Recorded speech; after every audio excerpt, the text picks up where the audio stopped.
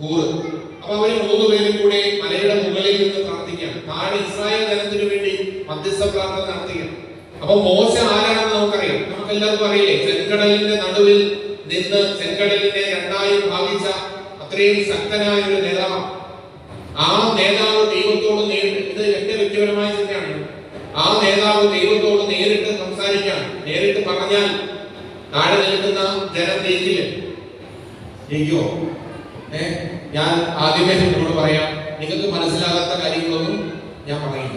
പിന്നെ പട്ടം കിട്ടിയിട്ട് കുറച്ച് വർഷമായി നമ്മുടെ കോൺസലച്ചന്റെ വാച്ചുകാരനാണ് ഞാൻ, കേട്ടോ. അപ്പൊ അതുകൊണ്ട് നിങ്ങൾക്ക് മനസ്സിലാകാത്ത കാര്യങ്ങളൊന്നും പറയില്ല, നിങ്ങൾക്ക് മനസ്സിലാകുന്ന കാര്യങ്ങളെ പറയൂ. അതുകൊണ്ട് നമുക്ക് ഒന്ന് ശ്രദ്ധിച്ചിരുന്നാൽ മതി.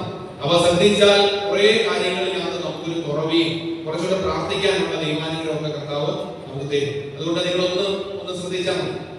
അപ്പൊ അങ്ങനെ നമ്മൾ ഈ പറഞ്ഞു വന്ന സംഭവം ഇതാണ്. അപ്പൊ മോശ മുകളിൽ നിന്ന്, അപ്പൊ ഞാൻ വ്യക്തിപരമായി ഞാൻ ചിന്തിക്കുകയാണ്, പാറയിൽ നിന്ന് ജലവും ഇസ്രായേൽ ജനത്തെ വഴി നടത്തിയ സർവ്വ സൈന്യാധിപനായ ഒരു നേതാവ്, ഇത്രയും ജനത്തെ, ലക്ഷക്കണക്കിന് ജനത്തെ മുന്നോട്ട് നയിച്ച ഒരു നേതാവിന് ദൈവത്തോട് സ്വസ്ഥമായി അവിടെ നിന്ന് പ്രാർത്ഥിച്ചാൽ ദൈവം താഴെയുള്ള ഇസ്രായേൽ ജനത്തെ യോശുവയുടെ നേതൃത്വത്തിൽ അമലേഖ്യരുമായി യുദ്ധം ചെയ്യുന്ന ഇസ്രായേൽ ജനത്തെ സംരക്ഷിക്കത്തില്ലേ?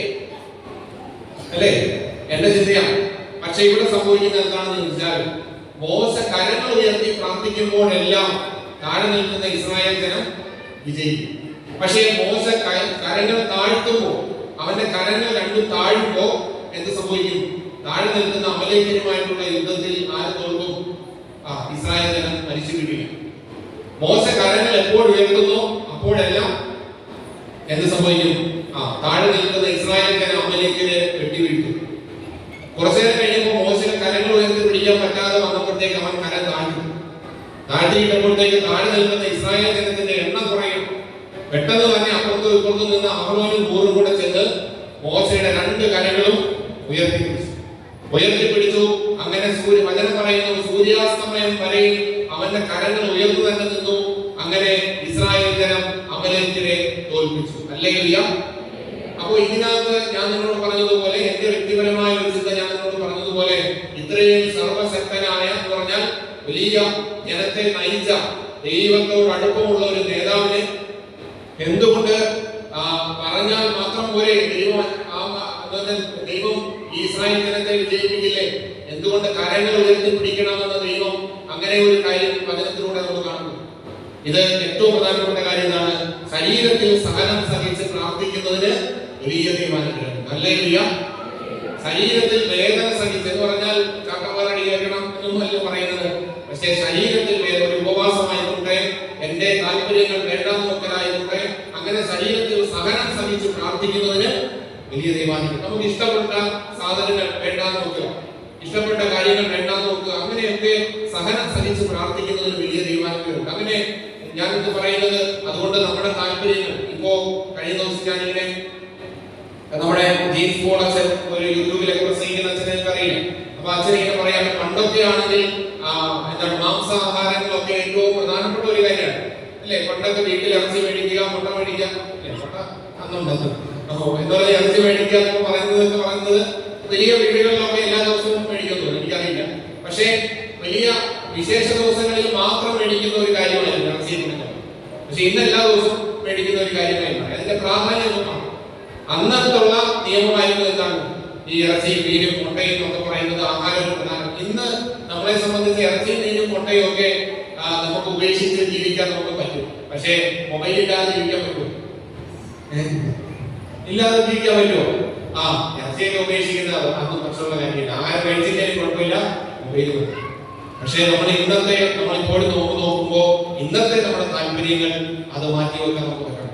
മൊബൈൽ മാറ്റിവെക്കണമെന്നല്ല പറഞ്ഞേ, മൊബൈലിലൂടെയുള്ള നമ്മുടെ താല്പര്യങ്ങള്, സന്തോഷങ്ങള്, ഈ തെറ്റായ കാര്യങ്ങളിലേക്ക് പോകുന്ന ജീവിത വഴികള്, അതിനെയും അല്ലാതുള്ള വെളിയിലുള്ള ബന്ധങ്ങളായിക്കോട്ടെ, എല്ലാ തരത്തിലും നമ്മുടെ ജീവിതത്തിന്റെ താല്പര്യം, സീരിയലായിക്കോട്ടെ, അതിന് ലഹരിയായിക്കോട്ടെ, നമുക്ക് സുഖം തരുന്ന കാര്യങ്ങൾ ഉപേക്ഷിക്കാനും അങ്ങനെ നോക്കാനും ഉപസിക്കാനും പ്രാർത്ഥിക്കാനും നിങ്ങൾക്ക് ഇടയാകട്ടെ എന്ന് പ്രാർത്ഥിച്ചുകൊണ്ട് നമ്മൾ ഈ ധ്യാനത്തിന്റെ ഏറ്റവും പ്രധാനപ്പെട്ട കാര്യത്തിലേക്ക് നമ്മൾ പ്രവേശിക്കാം. നിങ്ങൾ പഠിത്തോ? ഇല്ല. ഇനി നിങ്ങൾ ശ്രദ്ധിച്ചില്ലെങ്കിൽ, ഇത്രയും നേരം കേട്ട കാര്യങ്ങൾ അല്ല ശ്രദ്ധിച്ചില്ലെങ്കിലും കുഴപ്പമില്ല. ഇനി ഞാൻ പറയുന്ന കാര്യങ്ങൾ ഏറ്റവും പ്രധാനപ്പെട്ട നമുക്കറിയാം ഇന്ന് നമ്മുടെ വ്യക്തിപരമായ ജീവിതത്തിൽ നമ്മൾ ഈ ഒരു തിരുനാൾ ആഘോഷത്തിന് വേണ്ടി 50 ദിവസം പ്രാർത്ഥിച്ചൊരുങ്ങുകയാണ്. നമുക്കറിയാം മലങ്കര സഭയിലെ, മലങ്കര സഭയിൽ മാത്രമല്ല എല്ലാ സഭകളിലും, പ്രത്യേകിച്ച് കത്തോലിക്ക സഭയിലെ എല്ലാ തിരുനാളുകളും നമ്മൾ ആഘോഷിക്കുന്നത് ഒരു വലിയ ഒരുക്കത്തോടു കൂടിയാണ്, അല്ലെ? ക്രിസ്മസ് എടുത്താൽ 25 ദിവസം നമ്മൾ ഒരുങ്ങും. ഇനിയും എല്ലാ തിരുനാളുകളും നോമ്പ് നോക്കി ഉപവസിച്ച് പ്രാർത്ഥിച്ചിട്ടാണ്.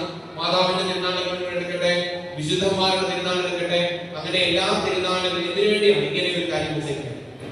50 ദിവസം ഉപവസിച്ചിട്ടാണ്, പ്രാർത്ഥിച്ചിട്ടാണ്, പരിത്യാഗ പ്രവൃത്തിയിലൂടെ കടന്നുപോയിട്ടാണ് നമ്മൾ ഈസ്റ്ററിന് വേണ്ടി ഒരുങ്ങുന്നത്, അല്ലേ? എന്തുകൊണ്ടാണ് അങ്ങനെ ഒരു കാര്യം വെച്ചേക്കുന്നത്? ഇത് നമ്മുടെ ജീവിതത്തിൽ ഞാൻ നിങ്ങളോട് പറയാം, ദുഃഖ വെള്ളിയാഴ്ച, ആ കഷ്ടാനുഭവ ആഴ്ചയിലെ ഏറ്റവും പ്രധാനപ്പെട്ട കർത്താവിന്റെ കുരിശു മരണത്തിന്റെ ആ ശുശ്രൂഷയിൽ പങ്കെടുക്കുന്നതിന്റെ അനുഗ്രഹം നമ്മുടെ വ്യക്തിപരമായ ജീവിതത്തിൽ നിങ്ങൾ ഈ 50 ദിവസം പരിത്യാഗ പ്രവൃത്തിയിലൂടെയും സഹനങ്ങളിലൂടെയും കടന്നുപോയി എന്ന് പറയുന്നത് നമ്മുടെ സഭ പറയുന്ന കാര്യങ്ങളിലൂടെ കടന്നുപോയി നിങ്ങൾ ആ തിരുനാൾ ആഘോഷിച്ച് നോക്കണം. ഏതെങ്കിലും വർഷം നിങ്ങൾ ഒരു എന്ന് പറഞ്ഞാൽ അതിനു വേണ്ടി വില കൊടുത്ത് നിങ്ങൾ ആ ദുഃഖ വെള്ളിയാഴ്ചയിലെ ശുശ്രൂഷയിൽ നിന്ന് നിൽക്കുമ്പോൾ നിങ്ങൾ മനസ്സിലാവും എന്താണ് ഈ നോമ്പിന്റെ പ്രത്യേകത. അന്നത്തെ ദിവസം കഞ്ഞി കുടിക്കാൻ പോകുന്നവന് എന്തെങ്കിലും അനുഗ്രഹം ഉണ്ടാകുമോ? കഞ്ഞിയുടെ കൂടെ അച്ചാറോടെ കിട്ടും, അല്ലെ? വേറെ ഒന്നും കിട്ടാൻ പോകുന്നില്ല. പക്ഷേ ഞാൻ നിങ്ങളോട് പറയാം, ഈ ഒരു തിരുനാളിന് വേണ്ടി എല്ലാ തിരുനാളും, ഈ തിരുനാളിന്റെ അനുഗ്രഹം, അഭിഷേകം, കൃപ, എല്ലാ ദൈവാനുഗ്രഹങ്ങളും നമ്മൾ കിട്ടുന്നത് ഈ നോമ്പിന്റെ ഈ ദിവസങ്ങളിലൂടെ കടന്നു പോകുമ്പോഴാണ്. അപ്പൊ അതുകൊണ്ട് ഞാൻ നിങ്ങളോട് ഇതിന്റെ കൂടെ ചേർത്തൊക്കെ പറഞ്ഞതേ ഉള്ളൂ. അപ്പൊ ഇതുകൊണ്ട് നമ്മുടെ വ്യക്തിപരമായ ജീവിതത്തിൽ ഈ കഷ്ടാനുഭവ ആഴ്ചയിലെ പ്രത്യേകിച്ച് കർത്താവിന്റെ കുരിശു മരണം നമ്മുടെ ജീവിതത്തെ മാറ്റിമറിക്കും. ആ ഒരു സഹനത്തെ നമ്മുടെ ജീവിതത്തിൽ അനുഭവിക്കാൻ വേണ്ടി നമ്മൾ തയ്യാറാണ്. ഈ പൗലോസ്ലീഹായുടെ പത്രോസിന്റെയും ജീവിതത്തിലൂടെ കടന്നു പോകുമ്പോൾ ചില കാര്യങ്ങളാണ് ഞാൻ നിങ്ങളോട് പറയാൻ ആഗ്രഹിക്കുന്നത്. 1 കൊരിന്തോസ് നിങ്ങൾ വായിക്കണ്ട, ഒന്ന് കുറിച്ച് വെക്കാൻ പറ്റുമെങ്കിൽ അങ്ങനെയുള്ള കുറിച്ച് വെച്ചാൽ മതി. 1 കൊരിന്തോസുകാർക്ക് എഴുതിയ ലേഖനം 1-ാം അധ്യായം 2 മുതൽ 2-ാം അധ്യായം 2 വാക്യം 2:2. 1 കൊരിന്തോസ് 2:2 ഇങ്ങനെ പറയുന്നുണ്ട്: നിങ്ങളുടെ ഇടയിലായിരുന്നപ്പോ യേശു ക്രിസ്തുവിനെ കുറിച്ചല്ലാതെ, അത് ക്രൂശിതനായവനെ കുറിച്ചല്ലാതെ മറ്റൊന്നിനെ കുറിച്ചും അറിയേണ്ടതില്ലെന്ന് ഞാൻ തീരുമാനിച്ചു. ഇത് പ്രത്യേകിച്ച് പൗലോസ്ലീഹായുടെ ലേഖനത്തിൽ, കൊരിന്തോസുകാർക്ക് എഴുതിയ ലേഖനത്തിൽ ഈ സ്ലീഹന്മാരുടെ വിശ്വാസവുമായി ബന്ധപ്പെട്ട ഒരു കാര്യമാണ്. രണ്ടാമത് അപ്പോസ്തല പ്രവർത്തനം നിങ്ങൾക്ക് എടുക്കാൻ പറ്റുമെങ്കിൽ ഏറ്റവും പ്രധാനപ്പെട്ട കാര്യമാണ് അപ്പോസ്തല പ്രവർത്തനം 11-ാം അധ്യായം 34 മുതൽ 48 വരെയുള്ള വാക്യങ്ങൾ. ഈ സ്ലീഹന്മാരുടെ ജീവിതത്തിൽ കർത്താവിന്റെ കുരിശു മരണത്തെ കുറിച്ചുള്ള ആഴമായ ചിന്തയും അതുമായി ബന്ധപ്പെട്ട ചില കാര്യങ്ങളാണ് പറയാൻ ആഗ്രഹിക്കുന്നത്. അപ്പോസ്തല പ്രവർത്തനം ഞാൻ പറഞ്ഞ ഇത്രയും കാര്യങ്ങൾ ശ്രദ്ധിച്ചില്ലെങ്കിൽ ഇനിയുള്ള കാര്യങ്ങൾ ശ്രദ്ധിക്കണം. അപ്പോസ്തല പ്രവർത്തനം 11-ാം അധ്യായം എടുത്തോ. അപ്പോസ്തല പ്രവർത്തനം 11-ാം അധ്യായം 34 മുതൽ ഉള്ള വാക്യം.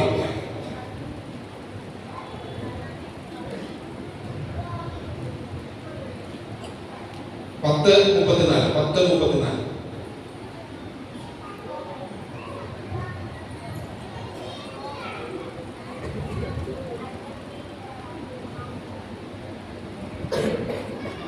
വചനഭാഗം കണ്ടോ?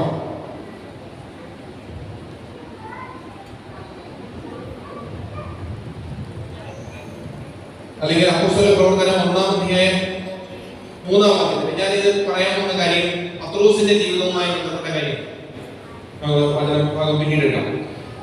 അപ്പോസ്തല പ്രവർത്തനത്തിന്റെ നമ്മൾ കാണുന്ന ഈ പത്രോസിന്റെ ജീവിതത്തെ കുറിച്ച് നമുക്ക് ഈ ക്രൂശിതനായ കർത്താവിനെ കുറിച്ച് ധ്യാനിക്കാൻ പോകുന്ന ഈ സമയം കൂടുതൽ ചിന്തിക്കാനുള്ള ഏറ്റവും പ്രധാനപ്പെട്ട ഒരു കാര്യം. ഒന്ന്, പത്രോസ് എന്ന് പറയുന്നത് കർത്താവിന്റെ ഏറ്റവും അടുത്ത ശിഷ്യനായിരുന്നു. കർത്താവിനോട് സ്നേഹമുള്ള ശിഷ്യനും കർത്താവിനെ സ്നേഹിച്ച ശിഷ്യനും. ഹല്ലേലൂയ! എല്ലാവരും ശ്രദ്ധിക്കണേ. Hallelujah, hallelujah.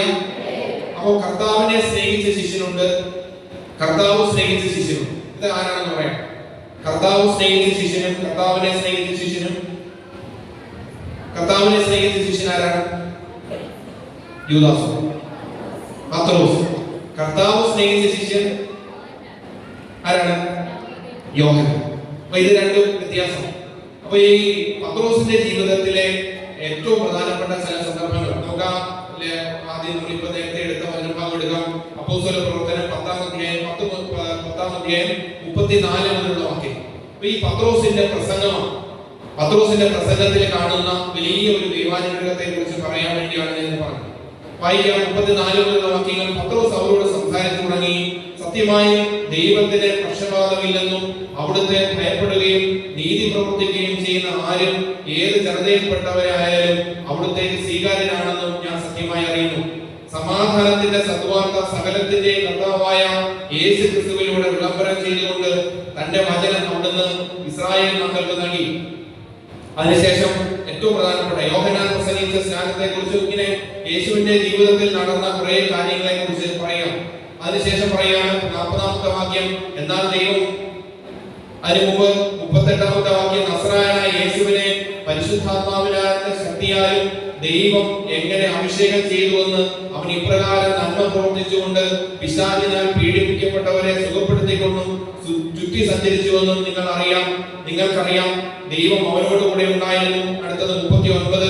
യഹൂദന്മാരുടെ ദേശത്ത് ജെറുസലേമിൽ അവൻ ചെയ്ത എല്ലാ കാര്യങ്ങളും ഞങ്ങൾ സാക്ഷികളാണ്. അവർ അവനെ മരത്തിൽ തൂക്കിക്കൊന്നു. എന്നാൽ ദൈവം അവനെ 3-ാം ദിവസം ഉയർപ്പിക്കുകയും പ്രത്യക്ഷനാവുകയും ചെയ്തു. ഈ വചനഭാഗമാണ് പ്രത്യേകമായി വിജാതീയരോടുള്ള പത്രോസിന്റെ പ്രസംഗമാണ്. ഹല്ലേലൂയ. ശ്രദ്ധിക്കണം, ഇനിയുള്ള കാര്യങ്ങൾ ശ്രദ്ധിക്കണം. നമ്മൾ ഇനി കേൾക്കാൻ പോകുന്നത് കർത്താവിന്റെ കുരിശുമരണത്തെ കുറിച്ചാണ്. അപ്പൊ ഈ കർത്താവിന്റെ കുരിശുമരണത്തെ കുറിച്ച് ഞാൻ ഈ വചനഭാഗം വായിച്ചു തുടങ്ങിയതിന്റെ ഏറ്റവും പ്രധാനപ്പെട്ട കാര്യം, നമുക്ക് ഇച്ചിരി വായിക്കുമ്പോൾ നമുക്ക് കേൾക്കാനും മനസ്സിലാക്കാനും ഇച്ചിരി ബുദ്ധിമുട്ടുള്ള വചനഭാഗമാണ്. അപ്പൊ ഈ കർത്താവിന്റെ കുരിശുമരണത്തെ കുറിച്ച് പത്രോസ് പ്രസംഗിക്കുമ്പോൾ അവിടെ വലിയ രോഗസൗഖ്യങ്ങളും മാനസാന്തരങ്ങളും ഉണ്ടാകും. കർത്താവിന്റെ കുരിശുമരണത്തെ കുറിച്ച് പത്രോസ് ഇപ്പോൾ നമ്മൾ വായിച്ചു കേട്ട വചനഭാഗത്തിൽ പത്രോസ് പ്രസംഗിക്കുകയാണ്. കർത്താവ് കടന്നുപോയ വഴികളെ കുറിച്ച് എല്ലാം പറഞ്ഞതിന് ശേഷം കർത്താവിന്റെ പീഡാസഹനം, മരണം, അതിനുശേഷം കർത്താവ് കുരിശിൽ തൂങ്ങി മരിക്കുന്നതുമായി ബന്ധപ്പെട്ട കാര്യങ്ങളെല്ലാം കർത്താവ് ജനത്തോട് പ്രസംഗിക്കുകയാണ്. അപ്പൊ അതിനുശേഷം സംഭവിക്കുന്ന ആ സമൂഹത്തിൽ സംഭവിക്കുന്ന പ്രധാനപ്പെട്ട കാര്യങ്ങളിലൊന്ന് 44 മുതലുള്ള വാക്യങ്ങൾ വായിച്ചാൽ മനസ്സിലാവും. പത്രോസ് ഇത് പറഞ്ഞുകൊണ്ടിരിക്കുമ്പോൾ തന്നെ കേട്ടുകൊണ്ടിരുന്ന എല്ലാവരുടെ മേലും പരിശുദ്ധാത്മാവ് നിറഞ്ഞു. ഹല്ലേലൂയ. വിജാതീയരുടെ മേൽ പോലും പരിശുദ്ധാത്മാവിന്റെ ദാനം വർഷിക്കപ്പെട്ടതിനാൽ പത്രോസിനോട് കൂടെ വന്നിരുന്ന പരിച്ഛേദിതരായ വിശ്വാസികൾ വിസ്മയിച്ചു. അവർ അന്യഭാഷകളിൽ സംസാരിക്കുന്നതും ദൈവത്തെ സ്തുതിക്കുന്നതും അവർ കേട്ടു. അപ്പോൾ പത്രോസ് പറഞ്ഞു, നമ്മെ പോലെ തന്നെ പരിശുദ്ധാത്മാവിനെ സ്വീകരിച്ച് ഇവർക്ക് ജ്ഞാനസ്നാനം നിഷേധിക്കാൻ ആർക്ക് സാധിക്കുമോ? യേശുക്രിസ്തുവിന്റെ നാമത്തിൽ അവർ സ്നാനം നൽകാൻ അവൻ കൽപ്പിച്ചു. കുറെ ദിവസം ഞങ്ങളോടുകൂടെ താമസിക്കും. അപ്പോ നോക്കണം, ഈ കുരിശിതനായ കർത്താവിനെ കുറിച്ച്, ക്രൂശിതനായ കർത്താവിനെ കുറിച്ച് ഇവർ കേട്ട് കഴിഞ്ഞപ്പോ ഇവരെല്ലാവരും എന്താ പറഞ്ഞു? പരിശുദ്ധാത്മാവിനാൽ നിറയപ്പെട്ടു. ഞാൻ നിങ്ങളോട് പറയാൻ ആഗ്രഹിക്കുന്ന ആദ്യത്തെ കാര്യം, ഈ ഒരു ഇന്നത്തെ ധ്യാനത്തിന്റെ ഏറ്റവും പ്രധാനപ്പെട്ട കാര്യം, നമ്മുടെ ജീവിതത്തിന്റെ വിശ്വാസത്തിന്റെ ഏറ്റവും പ്രധാനപ്പെട്ട കാര്യം എന്താണെന്ന് ഞാൻ നിങ്ങളോട് ചോദിച്ചാൽ, ഞാൻ നിങ്ങളോട് പറയാം, എങ്ങനെയാണ് നമ്മുടെ വിശ്വാസം വർദ്ധിക്കുന്നത്? നിങ്ങളൊന്ന് ശ്രദ്ധിച്ച് കേൾക്കണേ. എങ്ങനെയാണ് നമ്മുടെ വിശ്വാസം വർദ്ധിക്കുന്നത്? ഇവിടെ ഒരാൾ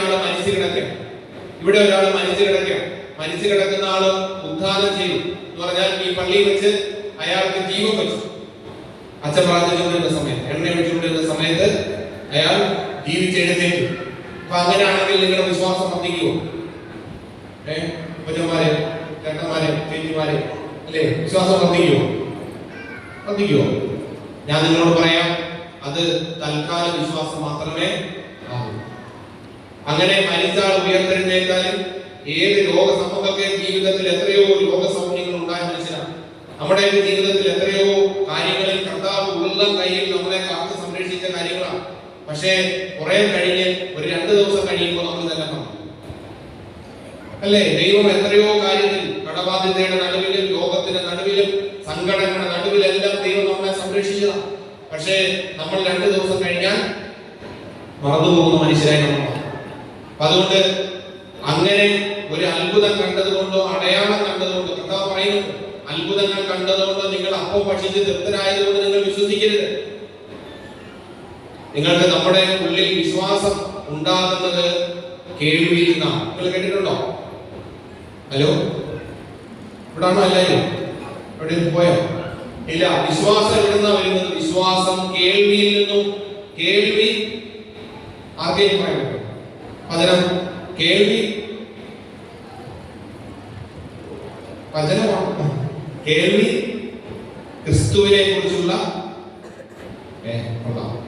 ഇത്രയും വിശ്വാസം കേൾവിയിൽ നിന്നും, കേൾവി ക്രിസ്തുവിനെ കുറിച്ചുള്ള പ്രസംഗത്തിൽ നിന്നുമാണ്.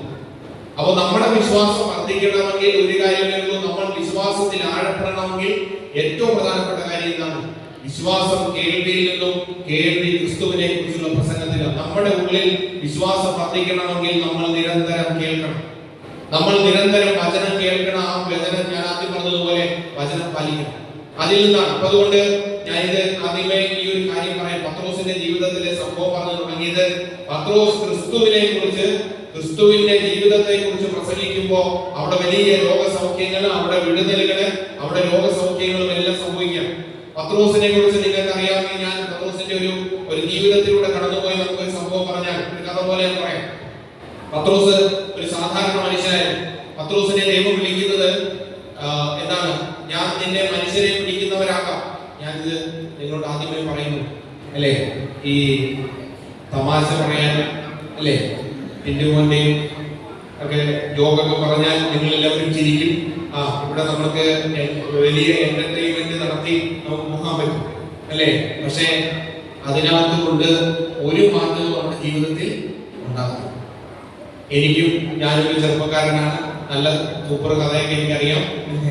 അപ്പൊ ഇതൊക്കെ പറഞ്ഞ് നമ്മൾ സന്തോഷിച്ച് ചിരിച്ചൊക്കെ പോകാൻ പറ്റും. പക്ഷെ നമ്മൾ പ്രത്യേകിച്ച് ഈ പീഡാനുഭവ ദിവസങ്ങളിൽ, പ്രത്യേകിച്ച് ഈ ധ്യാനത്തിന്റെ സമയത്ത് കുറച്ച് സീരിയസ് ആയിട്ടുള്ള കാര്യങ്ങൾ കേൾക്കുകയും പ്രത്യേകിച്ച് കുറച്ചുകൂടെ കർത്താവിന്റെ കുരിശുമരണത്തെ ധ്യാനിക്കുകയും പ്രാർത്ഥിക്കുകയും ചെയ്യുന്ന ഒരു ധ്യാനമായതുകൊണ്ടാണ് ഈ സമയത്ത് ഞാൻ ഇതിന്റെ ഏറ്റവും ആദ്യത്തെ ദിവസങ്ങളൊക്കെ കഴിയും, ഏറ്റവും അവസാനത്തെ ദിവസമായതുകൊണ്ടാണ് ഇച്ചിരി കട്ടിയുള്ള എന്ന് പറഞ്ഞാൽ കർത്താവിന്റെ കുരിശുമരണവുമായിട്ട് ബന്ധപ്പെട്ടുള്ള കുറച്ച് സീരിയസ് ആയിട്ടുള്ള കാര്യങ്ങൾ പറയുന്നു.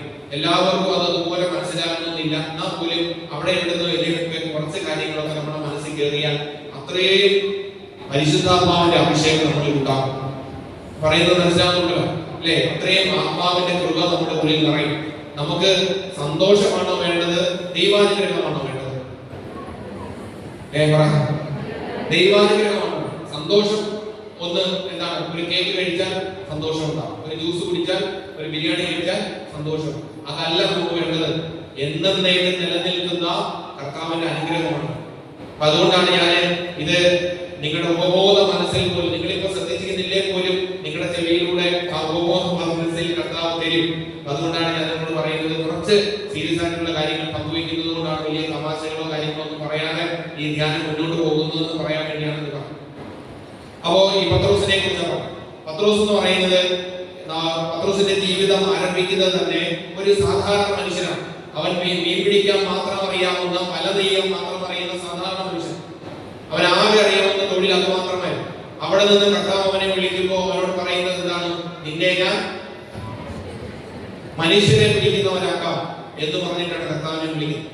അപ്പൊ അങ്ങനെ അവനെ വിളിച്ച് കർത്താവ് മുന്നോട്ട് പോകുന്ന വഴിയിലെല്ലാം കർത്താവിനെ, ആദ്യം നമ്മൾ പറഞ്ഞതുപോലെ കർത്താവിനെ ഒത്തിരി സ്നേഹിച്ച് പുറകെ നടന്ന ഒരു മനുഷ്യനാണ് പത്രോസ്. പക്ഷെ അവന്റെ ജീവിതത്തിന്റെ വഴിയിലെല്ലാം വലിയ വാക്കുകൾ കൊണ്ട് കുറെ കാര്യങ്ങൾ പറഞ്ഞെങ്കിലും ജീവിതത്തിൽ ഒന്നും പാലിക്കാത്ത ഒരു മനുഷ്യനായിരുന്നു. കർത്താവ് അവനോട് ചോദിച്ചു, നിങ്ങളെല്ലാം ഞാൻ ആരെന്നാണ് പറയുന്നത് എന്ന് പത്രോസ് എല്ലാവരും ചോദിച്ചു. അപ്പോ ഓരോരുത്തരും ജനങ്ങൾ അതാണ് ഇതാണെന്നൊക്കെ ഓരോ കാര്യങ്ങൾ പറയുന്നു. അപ്പൊ പത്രോസിനോട് ചോദിച്ചു, പത്രോസെ ഞാൻ ആരെന്നാണ് നീ പറയുന്നത്? അപ്പോ ശിഷ്യന്മാരോട് ചോദിച്ചു. അപ്പൊ എന്താ പറഞ്ഞേ? അവൻ പറയാണ്, നിജീവനുള്ള ദൈവത്തിന്റെ പുത്രനായ ക്രിസ്തുവാണ് എന്ന് പറഞ്ഞാൽ അവൻ അത്രമാത്രം ദൈവത്തോട് സ്നേഹവും. അതിനുശേഷം കർത്താവ് അവനോട് പറയാണ്, ഇത് നീയല്ല പറഞ്ഞത്, ആരാ പറഞ്ഞത്? ആ മാംസരക്തങ്ങളല്ല പറഞ്ഞത്, സ്വർഗസ്ഥനായ പിതാവാണ് നിനക്ക് ഇത് വെളിപ്പെടുത്തിയത്. അത്രമാത്രം ദൈവാനുഭവമുള്ള ഒരു മനുഷ്യനായിരുന്നു പത്രോസ്. പക്ഷേ ജീവിതത്തിന്റെ വഴിയിലൊക്കെ അവൻ ദൈവത്തിൽ നിന്ന് അകന്നു പോയ ഒരു മനുഷ്യനാണ്. നമുക്കറിയാം വെള്ളത്തിന് മീതെ നടക്കുന്ന സംഭവം, നിങ്ങൾക്കറിയില്ലേ? വെള്ളത്തിന് മീതെ ആ വെള്ളത്തിന് മീതെ നടക്കുന്ന സംഭവത്തിൽ പത്രോസ് കർത്താവിനെ പോലെ വെള്ളത്തിന്റെ മീതെ നടക്കാൻ വലിയ ആഗ്രഹം. അവനെടുത്ത് വെള്ളത്തിൽ ചാടി കർത്താവിനോട് കൂടെ നടക്കാൻ തുടങ്ങിയപ്പോൾ പെട്ടെന്ന് എന്താണ്, അവൻ നിൽക്കുന്ന കടലിനെ കുറിച്ചും അവന്റെ ചുറ്റുപാടിനെ കുറിച്ചും ചിന്തിച്ചു. എന്ത് സംഭവിച്ചു? വെള്ളത്തിലേക്ക് താഴ്ന്നു. എന്ന് പറഞ്ഞാൽ ദൈവമാണ് കൂടെ ഉണ്ടെന്നുള്ളൊരു വിശ്വാസം നഷ്ടപ്പെട്ടു പോയപ്പോഴാണ് പത്രോസ് വെള്ളത്തിന്റെ അടിയിലേക്ക് പോയത്. അങ്ങനെയാണ് പത്രോസിന്റെ കർത്താവ്. പിന്നീട് നമുക്കറിയാം, മുന്നോട്ട് പോകുന്ന വഴികളിൽ കർത്താവിന്റെ കുരിശ് എത്രമാത്രം കർത്താവിനെ സ്നേഹിച്ച് പുറകെ നടന്നവനാണ്. പക്ഷെ കുരിശുമരണത്തിന്റെ സമയമായപ്പോ അവനെ കാണാനില്ല. അവൻ ഓടി വിളിച്ചു. അവൻ തീ കഴിഞ്ഞുകൊണ്ടിരുന്നപ്പോ അവൻ കർത്താവിനെ തള്ളി പറഞ്ഞു 3 പ്രാവശ്യം. ഇങ്ങനെ പല പ്രാവശ്യം തള്ളി പറഞ്ഞവരാണ്. പിന്നീട് ജീവിതത്തിന്റെ ഏറ്റവും അവസാനത്തിൽ യോഹന്നാന്റെ ശ്ലീഹായുടെ സുവിശേഷത്തിന്റെ 21-ാമത്തെ അധ്യായത്തിൽ വായിക്കുമ്പോൾ ഈ പത്രോസ് എന്താ സംഭവിക്കുന്നത്? ഇത്രമാത്രം കുരിശുമരണം കാണുകയും കർത്താവിന്റെ ഉദ്ധാനം ആദ്യം കണ്ടതാരെന്നറിയാം. ആദ്യമായി ഉദ്ധാനം കർത്താവിന്റെ ആ കബറിടത്തിൽ പോയി അത് കണ്ടതാരാണ്? പത്രോസാണ്. അപ്പൊ ഇങ്ങനെ എല്ലാം കണ്ട് കർത്താവ് ഉദ്ധാനം ചെയ്തുവെന്നും തിരിച്ചറിഞ്ഞ പത്രോസ് തിരിച്ചു വന്ന് സംഭവിക്കുന്ന കാര്യം എന്താണ്? തിരിച്ചു വന്ന് അവൻ പഴയ പണിക്ക് വേണ്ടി പോവാണ്. എവിടെ പോന്നെ? മീൻ പിടിക്കാൻ വേണ്ടി പോവാണ്. അങ്ങനെ മീൻ പിടിക്കാൻ പോയി അങ്ങനെ മീൻ പിടിച്ചുകൊണ്ടിരിക്കുമ്പോഴാണ് അവൻ ഒന്നും കിട്ടാതെ വന്ന് വലയുമ്പോ കർത്താവ് അവിടെ നിൽക്കുന്നതും അവൻ പുറക്കുപ്പായം വലിച്ചെറിഞ്ഞ് വെള്ളത്തിലേക്ക് ചാടുന്നതൊക്കെ സംഭവം. അവിടെ വെച്ച് കർത്താവ് വീണ്ടും അവനോട് പറയുന്ന കാര്യമാണ്, പത്രോസ് നീ എന്നെ ഹലോ ഇവിടെ ഉണ്ടോ? നീ എന്നെ സ്നേഹിക്കുന്നു പത്രോസ് എന്ന് ചോദിച്ച് 3 പ്രാവശ്യം അവനോട് ചോദിച്ച് തിരിച്ച് എന്താണ് കർത്താവ് വീണ്ടും അവനെ കൊണ്ടു. 3-ാമത്തെ പ്രാവശ്യം കർത്താവ് അവനോട് ചോദിക്കുന്നത് എന്നോട് നീ എന്നെ സ്നേഹിക്കുന്നു എന്ന് ചോദിച്ചിട്ട് പത്രോസ് തന്റെ ജീവിതത്തിൽ നടന്ന എല്ലാ സംഭവങ്ങളും വിവരിക്കുന്ന തരത്തിൽ കർത്താവിനോട് ഒറ്റ വാക്യത്തിൽ അവൻ ഇങ്ങനെ ഉത്തരം പറഞ്ഞു. വാക്യം പറയാൻ പറ്റുമോ? കർത്താവേ നീ എല്ലാം ഇത്രമാത്രം തെറ്റിപ്പോയ നിമിഷങ്ങളെ, കർത്താവിൽ നിന്ന് അകന്നുപോയ നിമിഷങ്ങളെ എല്ലാം അറിയുന്നു. ഞാനിത് പറഞ്ഞതിന്റെ ഏറ്റവും പ്രധാനപ്പെട്ട കാര്യം, ഈ പത്രോസ് ഇത്രമാത്രം തെറ്റിപ്പോയ ഒരു പത്രോസ്, വല നെയ്യാൻ മാത്രം അറിയാവുന്ന പത്രോസ് പിന്നീട് ജീവിതത്തിൽ സംഭവിക്കുന്നത് എന്താണെന്ന് ചോദിച്ചാൽ, ഞാൻ ഈ പറഞ്ഞതുപോലെ ഈ അപ്പോസ്തല പ്രവർത്തനം 2-ാം അധ്യായം 37-ാമത്തെ വാക്യം, അപ്പോസ്തല പ്രവർത്തനം 2-ാം അധ്യായം 37 മുതലുള്ള വാക്യങ്ങളിൽ വായിക്കുമ്പോ ഇത് കേട്ടപ്പോ അവർ ഹൃദയം തുടങ്ങി പത്രോസിനോടും മറ്റു അപ്പോസ്തലന്മാരോടും ചോദിച്ചു, സഹോദരനെ ഞങ്ങൾ എന്താണ് ചെയ്യേണ്ടത്? പത്രോസ് പറഞ്ഞു, നിങ്ങൾ പശ്ചാത്തപിക്കുകയും പാപമോചനത്തിനായി എല്ലാവരും ക്രിസ്തുവിന്റെ നാമത്തിൽ സ്നാനം സ്വീകരിക്കുകയും പരിശുദ്ധാത്മാവിന്റെ ദാനം നിങ്ങൾക്ക് ലഭിക്കും. അപ്പോ പത്രോസിന്റെ പ്രസംഗം വീണ്ടും അവൻ പ്രസംഗിക്കുകയും അനേകം രോഗശാന്തികൾ അനേകം കതിരപ്പുള്ളിൽ പറയുന്ന ഉടൻ തന്നെ സൗഖ്യപ്പെടുത്തുന്നുണ്ട്. പത്രോസ് പറയുന്നു, വെള്ളിയോ സ്വർണ്ണമോ എന്റെ കയ്യിലില്ല, നസ്രായനായ യേശുവിന്റെ നാമത്തിൽ സൗഖ്യം വരട്ടെ. പത്രോസ് നടന്നു പോകുമ്പോ അവന്റെ നിഴൽ രോഗിയുടെ ദേഹത്ത് സ്പർശിക്കുമ്പോൾ ആ രോഗി എഴുന്നേൽക്കും. അപ്പൊ ഇത് ഒരു സാധാരണ മനുഷ്യൻ, മീൻ പിടിക്കാൻ മാത്രം അറിയാവുന്ന മനുഷ്യൻ, അവൻ ജീവിക്കുന്ന ഒരു ജീവിതത്തിന്റെ ആ ഒരു തൊഴിൽ മാത്രം അറിയാവുന്ന പത്രോസിന്റെ ജീവിതം കർത്താവ് ഈ എന്താണ് ഒരു ജീവിതത്തിന്റെ കർത്താവിന്റെ ഉദ്ധാനത്തിന് ശേഷം അവന്റെ ഏറ്റുപറച്ചിലിന് ശേഷം ഒരു അത്ഭുതമുള്ള ഒരു ജീവിതത്തിലേക്ക്, ഞാൻ ഈ പറഞ്ഞതുപോലെ ആദ്യത്തെ സംഭവങ്ങളിലൊക്കെ കർത്താവ് തന്നെ ഈ കുരിശു മരണത്തെ കുറിച്ചുള്ള കാര്യം കർത്താവ് ജനങ്ങളോട് പ്രസംഗിക്കുന്ന പത്രോസ് ജനങ്ങളോട് പറയുമ്പോ അവിടെ വലിയ രോഗസൗഖ്യങ്ങൾ അനേകം പേര് മാനസാന്തരത്തിലേക്കും ജ്ഞാനസ്നാനത്തിലേക്കും കടന്നു വരുന്ന ഒരു തരത്തിലേക്ക് മാറി. ഇത് ഞാൻ പറയാനുള്ള കാരണം എന്ന് പറഞ്ഞാൽ, ഇത് കർത്താവിന്റെ കുരിശിൽ എന്ന് പറഞ്ഞാൽ കർത്താവിനെ അറിയുക എന്നുള്ളത്, കർത്താവിനോടുള്ള സ്നേഹം, തന്റെ കുരിശിനോടുള്ള സ്നേഹം, അത് നമ്മുടെ ജീവിതത്തിൽ ഉണ്ടാകണം. ഈ ഒരു കഷ്ടാനുഭവ ആഴ്ചയിലേക്ക് പ്രവേശിക്കുമ്പോൾ ഈ ഒരു കാര്യത്തെ കൂടുതൽ ധ്യാനിക്കാനും പ്രാർത്ഥിക്കാൻ, ഞാൻ പറഞ്ഞതുപോലെ നമ്മൾ ദുഃഖവെള്ളിയാഴ്ച ശുശ്രൂഷയിൽ പങ്കെടുക്കുമ്പോൾ, ഈ കഷ്ടാനുഭവ ആഴ്ചയിലെ ശുശ്രൂഷയിൽ പങ്കെടുക്കുമ്പോൾ കർത്താവിനോടുള്ള ഒരു ശതമാനമേലും സ്നേഹമില്ലാതെ ഇതിൽ പങ്കെടുക്കുന്നത് കൊണ്ട് ഒരു ദൈവാനുഗ്രഹം നമ്മുടെ മുമ്പിൽ ഉണ്ടാകും. പക്ഷേ ഈ കർത്താവ് എനിക്ക് വേണ്ടിയാണ് മരിച്ചത്, എന്റെ ജീവിതത്തിന് വേണ്ടിയാണ് മരിച്ചത്, എന്റെ പാപങ്ങൾക്ക് വേണ്ടിയാണ് മരിച്ചത് എന്നുള്ളൊരു ചിന്ത നമ്മുടെ ജീവിതത്തെ കർത്താവിനോട് ചേർന്ന് നിൽക്കാൻ നമ്മളെ സഹായിക്കും. അതുകൊണ്ട് ഈ കർത്താവിന്റെ കുരിശു മരണം അത് നമ്മുടെ ജീവിതത്തോട് ചേർന്ന് നിൽക്കുന്ന ഒരു കാര്യമായി മാറണം. അതിനെ കൂടുതൽ ധ്യാനിക്കാനും പ്രാർത്ഥിക്കാനും, അത് നമ്മൾ ഒരുപക്ഷെ മറ്റുള്ളവർ, ഇന്നലെ ഞാൻ ഈ KCYയുമായി ബന്ധപ്പെട്ട് ഒരു മീറ്റിംഗിൽ പോകാം. അപ്പൊ മീറ്റിംഗിൽ പോകുന്ന വഴിയിൽ ഇങ്ങനെ ഒരു രാഷ്ട്രീയത്തിന്റെ കാര്യം, അപ്പൊ ഇങ്ങനെ പോകുന്ന വഴിയിൽ ഞാൻ തിരിച്ചിങ്ങനെ എറണാകുളത്ത് തിരിച്ചു വന്നപ്പോ ട്രെയിനിൽ വരുമ്പോൾ ഞാനിങ്ങനെ ഇതിന്റെ അപ്പർ ബർത്തയിൽ കിടന്നുറങ്ങിയാണ്. അപ്പോ താഴെ എന്റെ കൂടെ വേറൊരു സിസ്റ്ററുണ്ട്, തിരുവനന്തപുരത്തിന്റെ ആലിനെ സിസ്റ്റർ. അപ്പൊ സിസ്റ്റർ താഴെ ഇരിക്കാം, അപ്പുറത്ത് ഒരു മറ്റു മതത്തിലുള്ള ഒരു സ്ത്രീ ഇരിക്കാം.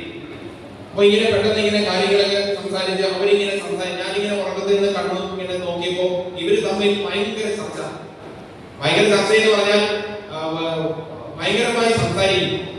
അപ്പൊ ഞാനത് പിന്നെ മൈൻഡ് ചെയ്തില്ല, ഞാൻ വീണ്ടും കിടന്നുറങ്ങി. പിന്നെ കുറച്ചു നേരം കഴിഞ്ഞ് ഞാനിങ്ങനെ വീണ്ടും നോക്കിയപ്പോ 1 മണിക്കൂർ കഴിഞ്ഞു. എന്നിട്ടും ഈ സിസ്റ്ററും ഇവരും തമ്മിൽ ഭയങ്കര സംസാരം.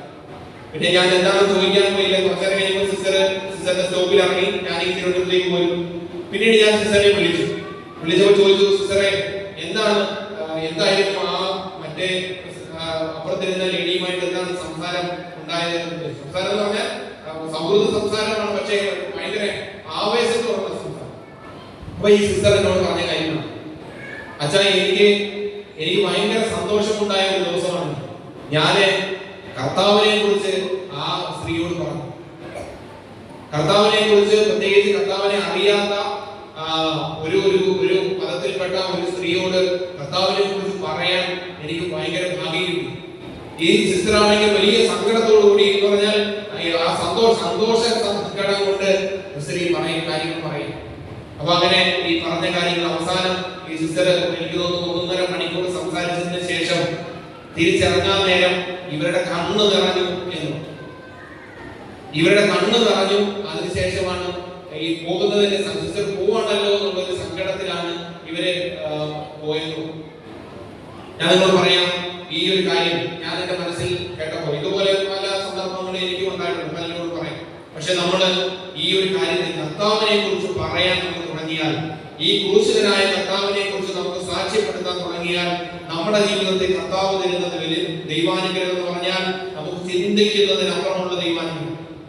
നമുക്ക് ചുറ്റും നിൽക്കുന്ന ഒരാളോട് ഈശോയെ കുറിച്ച് പറയുമ്പോൾ അയാളുടെ ഉള്ളിൽ ഉണ്ടാകുന്ന പറഞ്ഞാൽ ഈ തർക്കം ഉണ്ടാക്കി വരുന്ന ആളെ കുറിച്ചല്ല പറയും. ഇത് കേൾക്കാൻ ഒരാള് മനസ്സ് വെക്കും അയാളുടെ ഉള്ളിൽ എന്ന് പറഞ്ഞാൽ കർത്താവ് അയാളുടെ ഉള്ളിൽ പ്രവർത്തിക്കും. അതിന് വിദ്യാഭ്യാസമോ വിവരമോ ബുദ്ധിയോ കഴിവോ ഒന്നും കർത്താവ് മാനിക്കില്ല. അതിനാൽ കർത്താവ് ഇടപെടും. അത് ഞാൻ നിങ്ങളോട് പറയുന്നത്, ഈ ഒരു പത്രോസിന്റെ ജീവിതം ഞാൻ നിങ്ങളോട് പറയുന്നത്, ഈ അപ്പോസ്തല പ്രവർത്തനമൊക്കെ ആ ഒരു ഈ സമയത്തൊക്കെ ആദ്യം നിങ്ങൾക്ക് വായിക്കാൻ സമയമില്ലപ്പോ നിങ്ങൾ ആദ്യത്തെ അധ്യായങ്ങളൊക്കെ വായിച്ചു നോക്കണം. അവിടെയൊക്കെ പത്രോസ് ചെയ്യുന്ന വലിയ അത്ഭുതങ്ങൾ കാണാൻ സാധിക്കും. അപ്പൊ ഇതിന് ഏറ്റവും പ്രധാനപ്പെട്ട ഒരു കാര്യം പറഞ്ഞ് മറ്റൊരു കാര്യത്തിലേക്ക് നമുക്ക് പോകാം. അപ്പോസ്തല പ്രവർത്തനത്തിന്റെ 1-ാമത്തെ അധ്യായത്തിൽ നമ്മൾ കാണുന്നുണ്ട് കർത്താവ് ചെയ്ത ഒരു പ്രധാനപ്പെട്ട കാര്യം. 1-ാമത്തെ അധ്യായത്തിൽ നമ്മൾ കാണുന്ന കാര്യമാണ് പീഡാനുഭവത്തിന് ശേഷം 1-ാമത്തെ അധ്യായം 3-ാമത്തെ വാക്യം. പീഡാനുഭവത്തിന് ശേഷം 40 ദിവസത്തേക്ക് യേശു അവരുടെ ഇടയിൽ പ്രത്യക്ഷനായി ദൈവരാജ്യത്തെ കുറിച്ച് പഠിപ്പിച്ചു. അങ്ങനെ അവൻ അവർക്ക് വേണ്ടത്ര തെളിവുകൾ നൽകിക്കൊണ്ട് ജീവിക്കുന്നവനായി പ്രത്യക്ഷപ്പെട്ടു. അവരുടെ ഭാഗം വായിക്കാം. പീഡാനുഭവത്തിന് ശേഷം 40 ദിവസത്തേക്ക് യേശു അവരുടെ ഇടയിൽ പ്രത്യക്ഷനായി ദൈവരാജ്യത്തെ കുറിച്ച് പഠിപ്പിച്ചു. അങ്ങനെ അവൻ അവർക്ക് വേണ്ടത്ര തെളിവുകൾ നൽകിക്കൊണ്ട് ജീവിക്കുന്നവനായി പ്രത്യക്ഷപ്പെട്ടു. 4-ാമത്തെ വാക്യം. അവൻ അവരോടൊപ്പം ഭക്ഷണത്തിനിരിക്കുമ്പോൾ കൽപ്പിച്ചു, നിങ്ങൾ ജെറുസലേം വിട്ടു പോകരുത്. പിന്നീട് അവരോട് പറയുന്ന ഈ അത്ഭുതങ്ങൾ ചെയ്യാൻ പത്രോസിന് ശക്തി കൊടുത്തത്, ഞാൻ ഈ ആദ്യം പറഞ്ഞതുപോലെ പത്രോസിന്റെ വിദ്യാഭ്യാസ കാര്യങ്ങളെ കുറിച്ചൊക്കെ അവന്റെ ജീവിതത്തെ കുറിച്ചൊക്കെ വീണുപോയ ആ ജീവിതത്തിൽ നിന്നൊക്കെ അത്ഭുതകരമായ ഒരു ജീവിതത്തിലേക്ക് മാറാൻ പത്രോസിനെ ശക്തിപ്പെടുത്തിയ ഏറ്റവും പ്രധാനപ്പെട്ട കാര്യം എന്താണ്? കർത്താവ് ജീവിക്കുന്നവനാണ് എന്നൊരു തെളിവാണ് പത്രോസിനെ കർത്താവ് നൽകിയത്. പ്രത്യക്ഷപ്പെട്ടതിന് ശേഷം, കർത്താവിന്റെ ഉത്ഥാനത്തിന് ശേഷം സ്ലീഹന്മാരുടെ കൂടെ ഇരുന്ന് അവരോടൊപ്പം ഭക്ഷണം കഴിക്കുകയും അവരുടെ കൂടെ ഇരുന്ന് അവൻ ജീവിക്കുന്നവനാണ്, അവൻ നമ്മോടൊപ്പം ഉണ്ട് എന്നൊരു തെളിവ് നൽകിയതിനു ശേഷമാണ്, ആ തെളിവാണ് കർത്താവിന്റെ കൂടെ ഉള്ളത് കൊണ്ടാണ് അവൻ ഈ പത്രോസിന് അത്ഭുതങ്ങൾ ചെയ്യാൻ സാധിച്ചത്. ഇത് നമ്മുടെ വ്യക്തിപരമായ ജീവിതവുമായി ബന്ധപ്പെട്ട് ഞാൻ നിങ്ങളോട് പറയാണ്. വ്യക്തിപരമായ ജീവിതത്തിൽ നമ്മൾ അത്ഭുതമുള്ള ഒരു മനുഷ്യനായി മാറണമെങ്കിൽ നിങ്ങളൊന്ന് ശ്രദ്ധിക്കണേ. നമ്മുടെ വ്യക്തിപരമായ ജീവിതത്തിൽ നമ്മൾ അത്ഭുതങ്ങൾ ചെയ്യുന്ന ദൈവാനുഗ്രഹമുള്ള പരിശുദ്ധാത്മാവിനാൽ നിറയപ്പെട്ട മനുഷ്യരായി മാറണമെങ്കിൽ നമ്മളുടെ ജീവിതത്തിൽ ഉണ്ടാകേണ്ട ഏറ്റവും പ്രധാനപ്പെട്ട കാര്യം എന്താണ്? കർത്താവ് നമ്മുടെ കൂടെ ഉണ്ട് എന്നുള്ള വിശ്വാസം. നമ്മുടെ കർത്താവ് നമ്മുടെ കൂടെ ഉണ്ട്. ഏത് വഴിക്ക് ഇറങ്ങിപ്പോയാലും, ഏത് പ്രയാസത്തിന്റെ നടുവിലും, ഏത് കഷ്ടപ്പാടിന്റെ നടുവിലും, ഏത് സങ്കടങ്ങളുടെ നടുവിലും, കടഭാരത്തിന്റെ നടുവിലും നമ്മൾ തളരാതെ നിൽക്കണമെങ്കിൽ ദൈവം നമ്മുടെ കൂടെ ഉണ്ട് എന്നുള്ളൊരു വിശ്വാസത്തിന്റെ ഉറപ്പ് നമുക്കുണ്ടാകും. അപ്പൊ അത് നമ്മുടെ ജീവിതത്തിൽ ഉണ്ടാകാൻ പ്രത്യേകം ഈ ഒരു കഷ്ടാനുഭവ ആഴ്ചയിലെ ഈ കർത്താവിന്റെ കുരിശുമരണത്തെ ധ്യാനിക്കുകയും പ്രാർത്ഥിക്കുകയും ചെയ്യുമ്പോൾ ഇത് നമ്മുടെ ഉള്ളിൽ ഉണ്ടാകണം. ഇതിനുശേഷം കർത്താവിന്റെ കുരിശുമരണവുമായി ബന്ധപ്പെട്ട ഒരു ചിന്തയിലേക്ക് വരുമ്പോൾ പഴയ നിയമ പുസ്തകങ്ങൾ, പ്രത്യേകിച്ച് പഴയ നിയമത്തിൽ നമ്മൾ കാണുന്ന കർത്താവിന്റെ കുരിശുമരണവുമായി ബന്ധപ്പെട്ട കുറച്ച് കാര്യങ്ങൾ, ഏറ്റവും പ്രധാനമായി യെശയ്യാ പ്രവാചകന്റെ പുസ്തകം 50-ാം അധ്യായം 5 മുതൽ 7 വരെയുള്ള വാക്യം. പഴയ നിയമത്തിൽ നിന്നുള്ള വായനയാണ്. നമുക്ക് ഇത് വായിച്ചതിന് ശേഷം നമുക്ക് പാട്ടുപാടി പ്രാർത്ഥിക്കാം. യെശയ്യാ പ്രവാചകന്റെ പുസ്തകം 50-ാം അധ്യായം 5 മുതൽ 7 വരെയുള്ള വാക്യം വായിക്കാം. ദൈവമായ കർത്താവ് എന്റെ കാതുകൾ തുറന്നു, ഞാൻ എതിർക്കുകയോ പിന്മാറുകയോ ചെയ്തിട്ടില്ല. അടിച്ചവർക്ക് പുറവും താടി വീശ ഭരിച്ചവർക്ക് കവളുകളും ഞാൻ കാണിച്ചു കൊടുത്തു. നിന്നയിൽ നിന്നും ഉപ്പലിൽ നിന്നും ഞാൻ മുഖം തിരിച്ചില്ല. ദൈവമായ കർത്താവ് എന്നെ സഹായിക്കുന്നതിനാൽ ഞാൻ പതറുകയില്ല. ഞാൻ എന്റെ മുഖം ശിലാതുല്യമാക്കി എനിക്ക് ലഭിക്കേണ്ടി വരികയില്ലെന്ന് ഞാൻ അറിഞ്ഞു. ഒരു വാക്യം കൂടെ വായിക്കാം. യെശയ്യാ പ്രവാചകന്റെ പുസ്തകം 53:2 മുതൽ 7 വരെയുള്ള വാക്യം. ഞാനിത് പറഞ്ഞു വരുന്നത് നിങ്ങൾക്ക് കുറച്ചുകൂടെ മനസ്സിലാക്കാൻ നിങ്ങൾക്ക് മനസ്സിലാവുന്ന ഞാൻ വിശ്വസിക്കുന്നു. കർത്താവിന്റെ കുരിശു മരണത്തെ കൂടുതൽ ധ്യാനിക്കുകയും പ്രാർത്ഥിക്കുകയും ചെയ്യും. കർത്താവിന്റെ കുരിശു മരണത്തെ ധ്യാനിക്കുകയും പ്രാർത്ഥിക്കുകയും അത് കേൾക്കുന്നത് വഴി നമ്മുടെ ജീവിതത്തിൽ അനേകം അത്ഭുതങ്ങളും അടയാളങ്ങളും നമ്മുടെ ജീവിതത്തിൽ മാനസാന്തരങ്ങളും ഉണ്ടാകും. വലിയ ദൈവാനുഗ്രഹം നമ്മുടെ ഉള്ളിൽ ഉണ്ടാകും. ഞാനിത് പറഞ്ഞത് പത്രോസിന്റെ ജീവിതത്തിൽ നിന്ന് പറഞ്ഞ അനേകം കാര്യങ്ങൾ ജീവിതത്തെ മാറ്റിമറിച്ചത്, പത്രോസിന്റെ ജീവിതത്തെ മാറ്റിമറിച്ചത് കർത്താവിന്റെ സാന്നിധ്യമാണ്. രണ്ടാമത് കർത്താവ് ഈ പത്രോസ് ചെന്ന സ്ഥലങ്ങളിൽ വലിയ മാനസാന്തരങ്ങളും രോഗസൗഖ്യങ്ങളും ഒക്കെ ഉണ്ടായതിന്റെ കാരണം വലിയ വിദ്യാഭ്യാസമൊന്നും ഇല്ലാത്ത പത്രോസ് ചെയ്ത സ്ഥലങ്ങളിലെല്ലാം അത്ഭുതങ്ങളും അടയാളങ്ങളും ഉണ്ടാകാനുള്ള കാരണം ഈ ക്രൂശിതനായ കർത്താവിനെ കുറിച്ചുള്ള പ്രസംഗം. അത് അനേകരുടെ ഉള്ളിൽ മാനസാന്തരങ്ങൾ ഉണ്ടായി. അതുകൊണ്ട് നമുക്ക് ഈ ഒരു സമയം പ്രത്യേകമായി കർത്താവിന്റെ കുരിശിനെ ധ്യാനിക്കാനും പ്രാർത്ഥിക്കാനുമുള്ള ഒരു സമയമായി കാണുകയും നിങ്ങൾ ഈ ദിവസങ്ങളിൽ ഇനിയുള്ള തുടർന്നുള്ള ദിവസങ്ങളിൽ വൈകുന്നേരത്തെ പ്രാർത്ഥനയില്, കുടുംബ പ്രാർത്ഥനയില്, വ്യക്തിപരമായ നിങ്ങളുടെ പ്രാർത്ഥനയുടെ സമയങ്ങളിലൊക്കെ കർത്താവിന്റെ കുരിശു മരണത്തെ കുറിച്ച് കൂടുതൽ വായിക്കുകയും പ്രാർത്ഥിക്കുകയും ഒക്കെ ചെയ്യാൻ ഞാൻ നിങ്ങളെ ഓർമ്മിപ്പിക്കാം. ചെയ്യോ?